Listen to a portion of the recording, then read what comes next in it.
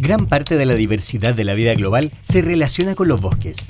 ¿Has pensado que tus alimentos y el agua que bebes tienen una conexión con ellos?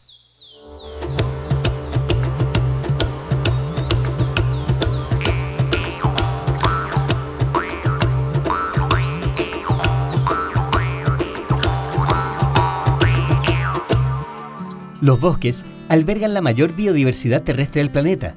Son los grandes captadores de carbono que emiten nuestras industrias y además son un espacio muy relevante para los ciclos de ríos, lagos y napas subterráneas. Pero en realidad son más que eso. El bosque es un sistema vivo y cuando se interrelacionan muchas entidades o componentes, o en este caso, como le decíamos, actores, emergen cosas, emergen propiedades, y por eso es que el bosque tiene propiedades que no tienen otros sistemas, pero que sí son muy característicos de un sistema complejo y vivo. Pero la historia reciente a nivel global y de Wallmapu de estos sistemas complejos ha sido de depredación. Algo así como el 70% de la superficie original del bosque templado austral se ha perdido desde el periodo de la colonización, que fue cuando se registraron incendios que duraron durante décadas. Se quemaron más de 4 millones de hectáreas. Posteriormente también los procesos acelerados de desarrollo de la minería, del carbón, la agricultura del trigo para abastecer, por ejemplo, la fiebre del oro que existía en otros países. Y esta pérdida es especialmente importante, puesto que nuestros bosques son únicos a nivel planetario. Y estos bosques templados del sur de Chile están asociados al Pacífico. Tienen una superficie de algo así como 15 millones de hectáreas. Y en el caso de Sudamérica están solamente presentes en Chile y una pequeña porción en Argentina. Este ecosistema es hogar de algunas especies vegetales, fúngicas y también animales únicos en el mundo, donde algunos mamíferos son muy reconocibles. En el fondo, en estos paisajes de los mamíferos grandes, nativos, todos son del orden de los carnívoros, ¿no?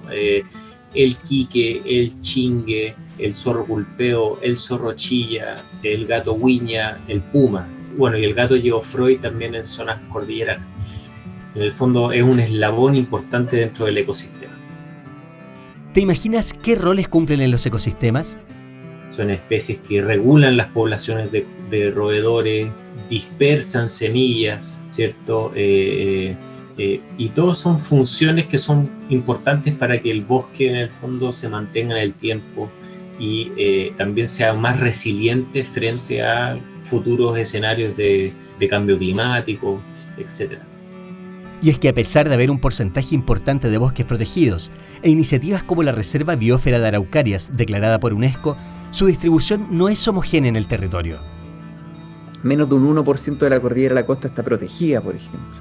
A diferencia de la cordillera de los Andes, que algo así como el 60% está protegida. Y son bosques más nuevos, se podría decir. A pesar de que tenemos organismos vivientes tan maravillosos y longevos como la araucaria. Bueno. El hecho que los bosques de la costa sean más antiguos se debe a que la glaciación cubrió con hielo grandes superficies en las cuencas y cordillera, que al retirarse fueron colonizadas por los remanentes de la costa, junto con algunos animales que nos recuerdan las selvas centroamericanas por sus colores. Como la glaciación, que fue haciendo que las especies más adaptadas al frío se fueran quedando, pero sin embargo quedaron algunas, por ejemplo los loros, los picaflores, los canelos, son organismos que uno en general asocia más a ambientes tropicales. Pero hoy hay transformaciones que debieran preocuparnos.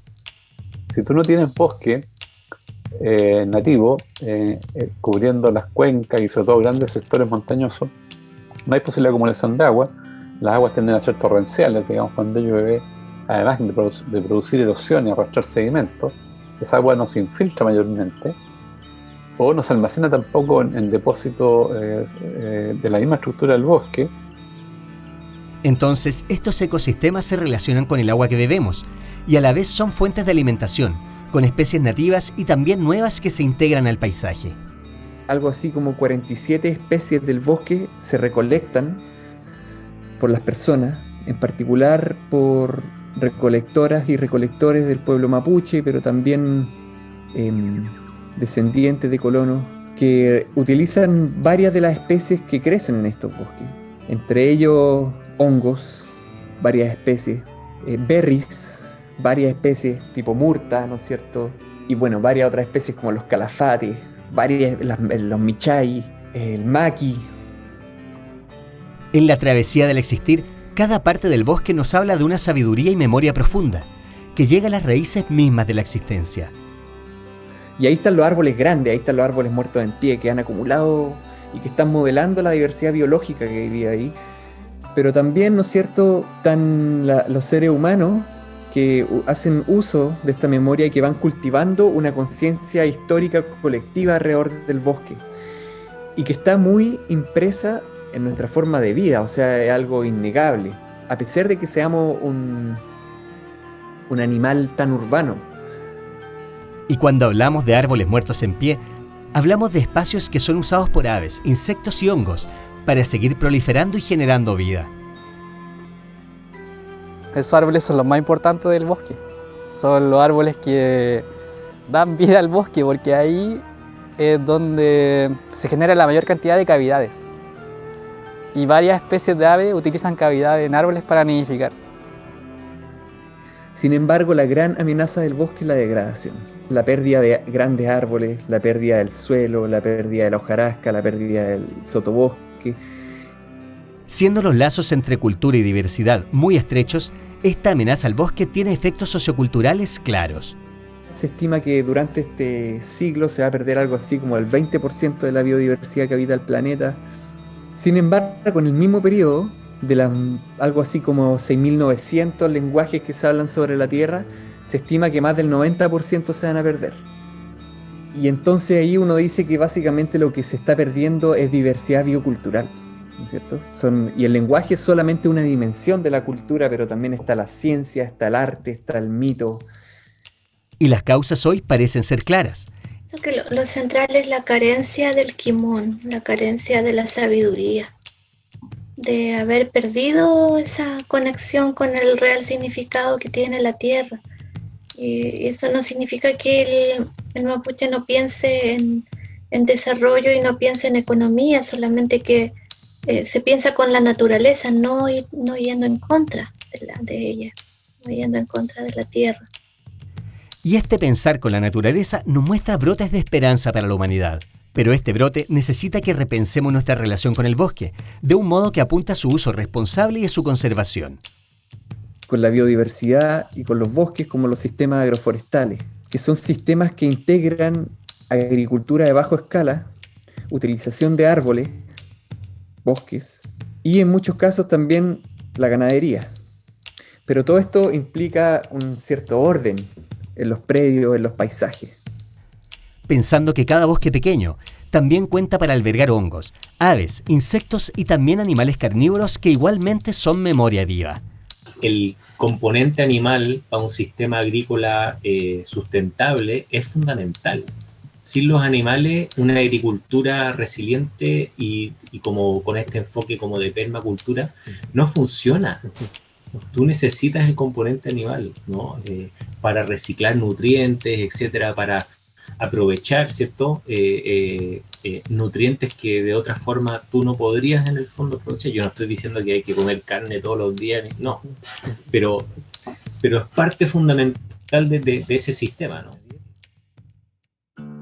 Y a pesar de que la superficie de bosque ha disminuido de forma alarmante a escala planetaria, sobre todo en los trópicos y en zonas templadas y mediterráneas, hay zonas donde se está volviendo a cubrir de verde una superficie que antes fue bosque, luego se arrasó y después se está volviendo nuevamente a recuperar. Entonces esas son las alas del optimismo que hay asociado al bosque como un sistema vivo que está siendo cada vez más valorado.